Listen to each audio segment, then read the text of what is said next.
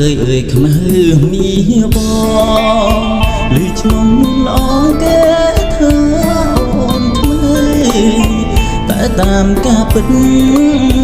សាច់សមកខៃតែម្ដាយស្រីថ្ងៃហើយខ្មៅពីតូនឆ្នាំថ្មីខ្មៅពេញក្រមុំរុំល្អសាយសំគ្មានស្រីណាដូ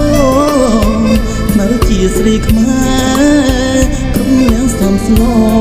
ប្រាជ្ញាក៏ឆ្លាតស្អាប់ពីងម៉ែអើថ្ងៃនាងបនចូលឆ្នាំថ្មី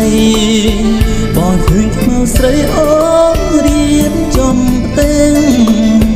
បោះរៀនទេវតាអបកាថ្វាយព្រះដាំស្លរុំរាំងជូនម្ដាយទៅវត្តបងឃើញខ្មៅពូនភ្នំកសាំងរួចអូនដឹងបាដងទឹកស្រងព្រះ